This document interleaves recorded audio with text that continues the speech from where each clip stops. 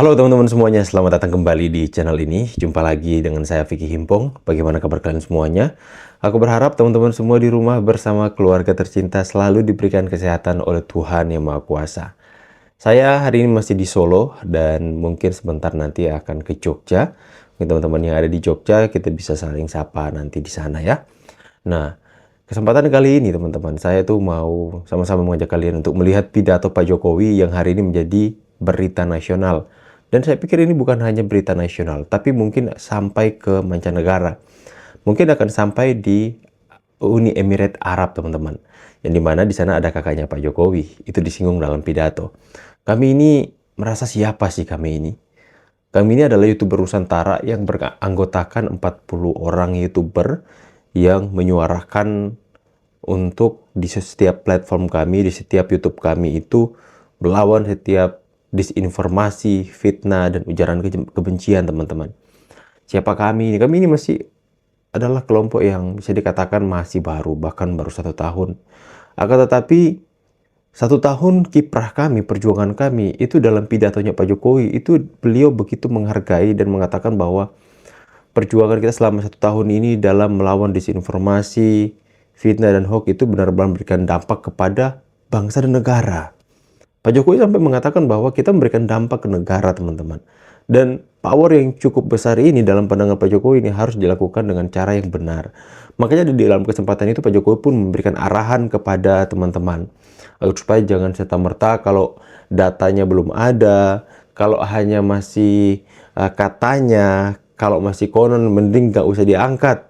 Diangkat adalah hal-hal yang seharusnya sudah tahu pasti kebenarannya. Ya, itu adalah masukan yang benar ya, yang harus kami lakukan. Akan tapi juga terkadang kita mengangkat isu atau berita-berita bohong yang kemudian sudah jauh beredar, sudah beredar besar di masyarakat, dan kemudian kalau kita dapati itu adalah berita yang menyesatkan, itulah yang kemudian kita akan sampaikan, memberikan edukasi kepada masyarakat agar supaya ini berita bohong loh, jangan percaya loh, dan seperti itu teman-teman. Nah, tapi anyway, luar biasanya itu Pak Jokowi itu memberikan komentar atau pidatonya terkait dengan global, teman-teman. Terkait dengan geopolitik, terkait dengan bagaimana masyarakat jangan panik terhadap isu-isu yang bikin gaduh. Itu dilakukan di acara YouTuber Nusantara. Dan itu menjadi berita nasional hari ini, bahkan mendunia. Karena orang menanti-nantikan Pak Jokowi untuk berpidato, teman-teman. Mau mereka akui atau tidak, pidato Pak Jokowi dinanti-nantikan seluruh rakyat Indonesia. Dan ketika Pak Jokowi hadir kembali usai kemarin dari pidato Pak Jokowi di PSI, beliau hadir lagi pidato di hari ulang tahun itu Nusantara. Dan sangat bersyukur beliau mengucapkan selamat ulang tahun buat YouTuber Nusantara yang dikomandani sama Agri Fanani. Saya tuh langsung speechless lah. Apa yang kami lakukan hari ini benar-benar mendapat penghargaan, dihargai betul sama Bapak. Ya, ternyata Pak Jokowi itu suka dengan konten-konten yang bahas politik tapi lucu. Jadi bahasnya itu nggak tegang, ya, tidak tegang, tapi dia mengikuti sambil bisa senyum dan ketawa-ketawa.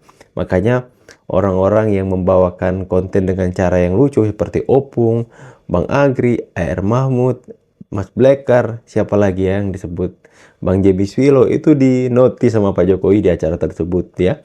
Makanya Vicky Himpong mau maksa untuk lucu, nggak lucu teman-teman. Muka kita itu nggak lucu. Ya, tapi ya kita belajar untuk membawakan setiap konten dengan santai saja. Karena Pak Jokowi nggak mau pembahasan konten atau politik ya itu dibawa dengan tegang, dengan terlalu kaku. Bapak ingin santai, relax, agar supaya bisa mendapatkan informasi tentang perpolitikan, tapi juga bisa menghibur dengan tingkah yang jenaka dan kocak dari para pembawa narasi tersebut. Makanya ya kita harus belajar dari orang-orang yang bisa menghibur Bapak tentunya ya.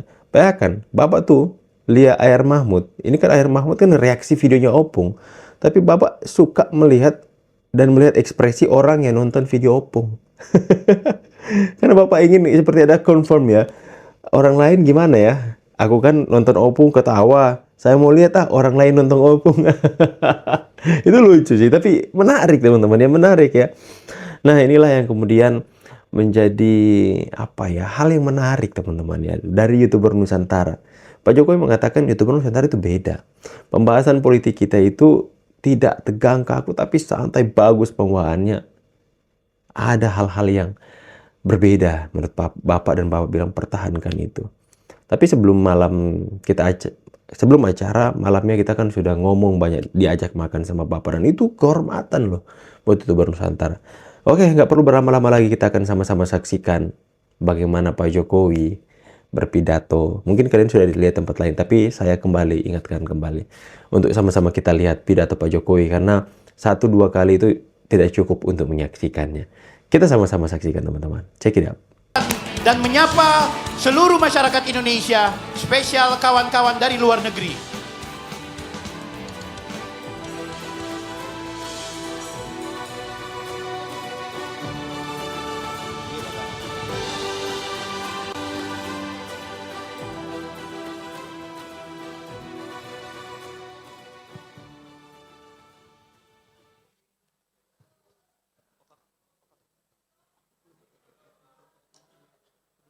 Bismillahirrahmanirrahim.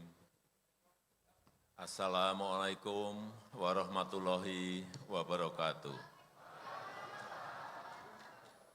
Selamat pagi, salam sejahtera bagi kita semuanya. Om Swastiastu, Namo Buddhaya, salam kebajikan.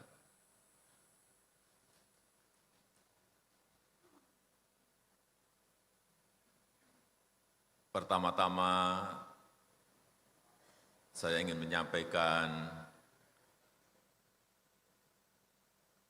permohonan maaf lahir dan batin, masih dalam suasana Hari Raya Idul Fitri ini, kepada Bapak, Ibu, dan saudara-saudara semuanya. Kemudian juga saya ingin menyampaikan ucapan selamat ulang tahun yang pertama pada YouTuber Nusantara yang dikomandani oleh Bang Agri Fanani. Meskipun baru 1 tahun umurnya, tetapi saya kira kita melihat kiprahnya luar biasa, bermanfaat bagi bangsa dan negara, utamanya dalam meluruskan hal-hal yang berkaitan dengan DFK. Bapak, Ibu, dan saudara-saudara semuanya yang saya hormati, seluruh anggota YouTuber Nusantara, seluruh relawan yang hadir dari Sabang sampai Merauke, kita tahu semua negara sekarang ini sedang menghadapi tantangan yang tidak mudah. Betul-betul sangat sulit menahkodai sebuah negara dalam situasi yang tidak gampang seperti sekarang ini. Ada 3 kekacauan besar, ada 3 disrupsi besar yang kita hadapi dalam saat yang bersamaan, yaitu tantangan perubahan iklim yang pertama, yang kedua tantangan geopolitik, kemudian yang ketiga tantangan disrupsi teknologi karena adanya revolusi besar AI dan revolusi besar humanoid robotik, yang itu datang pada dekade yang bersamaan. Bukan sesuatu yang mudah dalam menahkodai kapal besar seperti negara kita ini, karena hampir sekarang ini semua negara mengalami hal yang sama, yaitu karena tantangan geopolitik. Kita tahu perang Rusia dan Ukraina belum selesai, ditambah Israel dengan Palestina, belum rampung, ditambah lagi sekarang Israel, Amerika dengan Iran, yang menyebabkan ketidakpastian dunia dan menyebabkan semua negara pusing menghadapi ketidakpastian ini. Kemarin sore saya lihat harga Brent minyak sudah mencapai 108 sampai 112. Ini angka yang tidak mudah dari yang sebelumnya hanya 60-70. Artinya kenaikannya sudah hampir 2 kali lipat. Ini kalau diterus-teruskan semua negara nggak akan ada yang kuat menghadapi ini. Tapi pemerintah kita di bawah kepemimpinan Bapak Prabowo Subianto masih mampu mengendalikan dengan harga yang sama.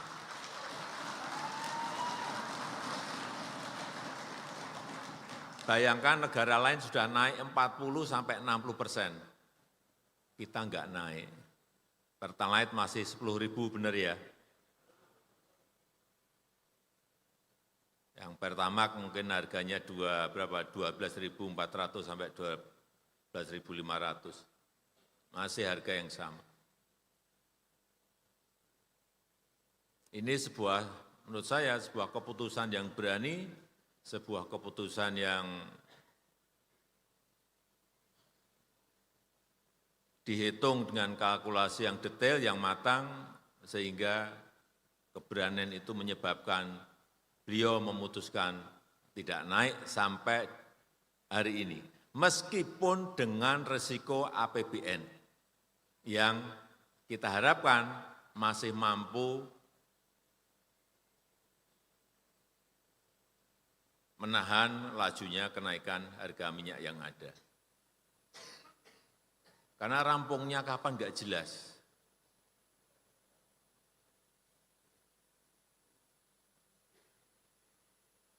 Saya telepon saat perang baru 3 hari, saya telepon kakak saya di Uni Emirat Arab, yang mulia MBS, saya tanya, yang mulia kapan perangnya selesai? Baru mulai itu saya sudah tanya kapan perangnya kira-kira selesai. Dijawab, enggak pasti dan enggak jelas. Kemudian saya bertanya, harga minyak ini akan sampai berapa? Dijawab juga enggak pasti dan enggak jelas. Karena memang kalkulasinya sangat rumit, kalkulasinya sangat sulit sekali. Saya ulangi lagi telepon ke menterinya di sana. Jawabannya juga sama.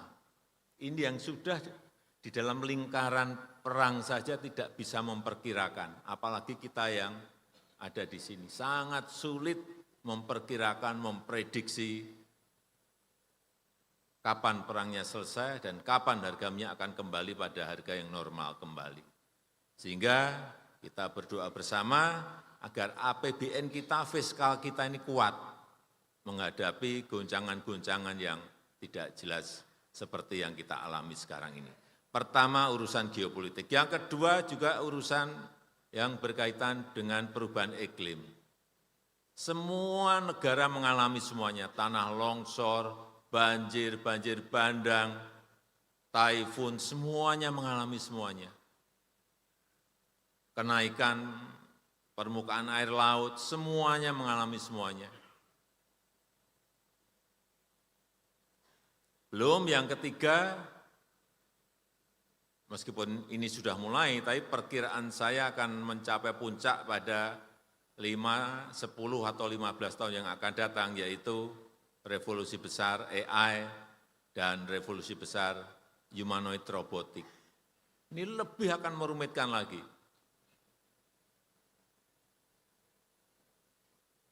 Kita nggak tahu ini berita benar atau ini AI. Sekarang aja kita sudah ngalami. Dan nanti akan pada titik puncaknya akan betul-betul akan kesulitan kita membedakan yang asli dan yang AI. Inilah 3 tantangan besar yang kita hadapi dan kita harapkan betul-betul utamanya urusan yang sekarang ini, urusan minyak itu betul-betul harus memang bisa segera terselesaikan. Karena kalau enggak, harga transportasi akan naik, harga logistik akan naik, harga barang-barang akan naik, dan akhirnya daya beli kita akan turun.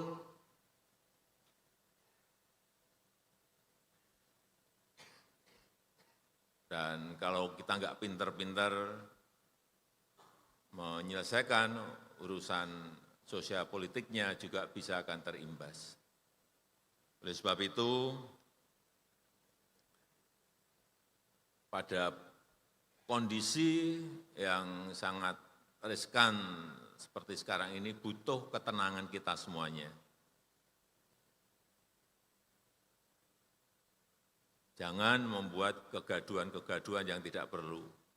Kalau ada berita yang belum jelas kebenarannya, jangan dinaikkan. Juga saya ingin mengingatkan, jangan mudah menuduh. Jangan mudah mencurigai.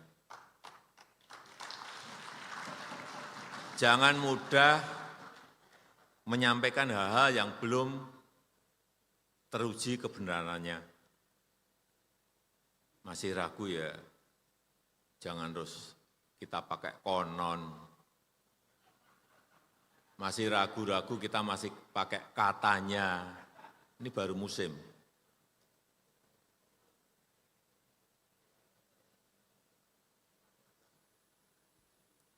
Jadi yang enak itu justru yang lucu-lucuan gitu loh. Seperti yang sering disampaikan Bang Agri, sering disampaikan Bang Opung Parbela, yang disampaikan di Bang Jemi juga,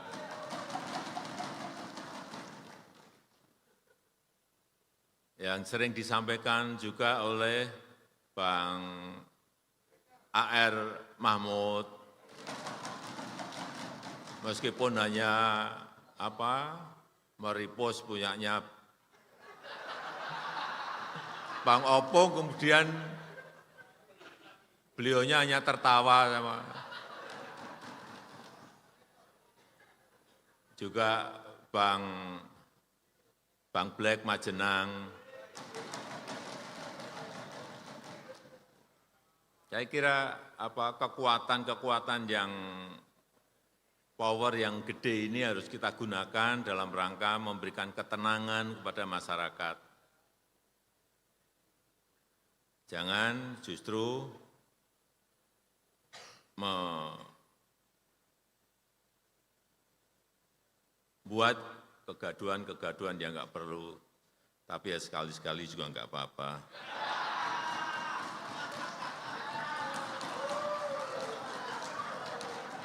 Ya jangan terus-menerus, kalau sekali-sekali kan nggak bosen gitu. Kalau sekali-sekali aja nggak bosen, tapi kalau terus-menerus wah, membuat gaduh negara.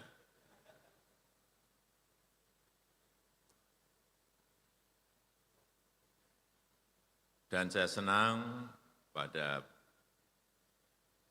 pagi hari ini memperlihatkan kebersamaan kita, karena negara ini dalam posisi seperti sekarang ini perlu betul-betul kekompakan, perlu betul-betul kerukunan di antara kita, perlu betul-betul persatuan, kesatuan itu betul-betul dijaga betul. Jangan malah menakut-nakuti, nanti 2-3 bulan lagi akan chaos. Kita ini sudah takut dengan situasi, malah ada yang nakut-nakuti. Kita jangan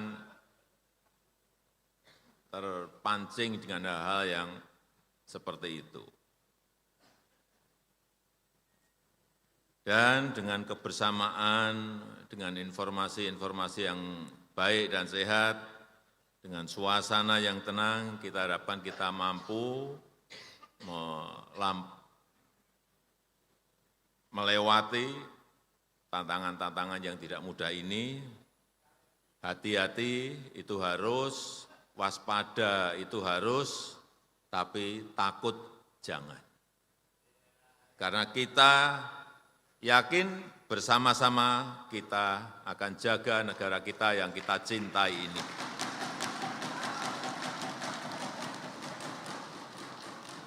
Saya rasa itu yang ingin saya sampaikan dalam kesempatan yang baik ini. Terima kasih. Wassalamualaikum warahmatullahi wabarakatuh. Terima kasih. Waalaikumsalam. Oke teman-teman semua, itulah pidato Bapak Jokowi. Sama-sama kita viralkan. Sampai jumpa lagi di video selanjutnya. Saya nanti akan buat konten di Jogja. Nanti setiap kota di Jawa ini saya akan buat konten.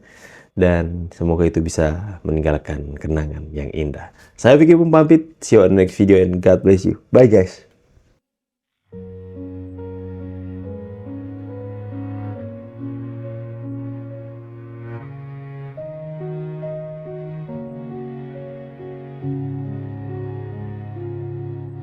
Pagi jatuh di bahumu pelan, seperti kabar yang tak ramah datang.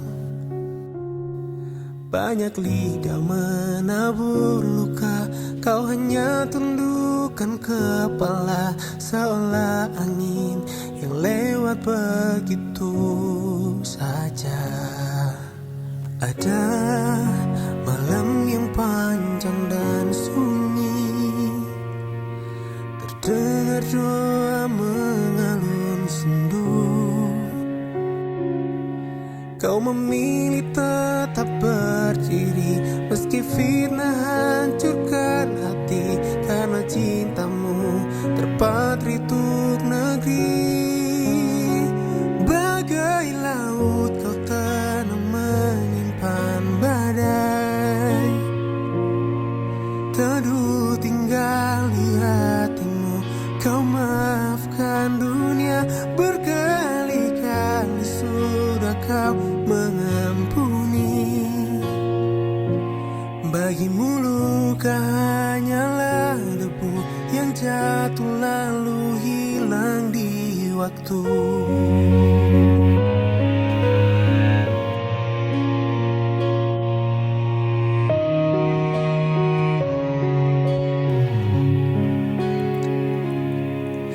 Ada malam yang panjang dan sunyi, terdengar doa mengalun sendu. Kau memilih tetap berdiri, meski fitnah hancurkan hati, karena cintamu terpatri untuk negeri.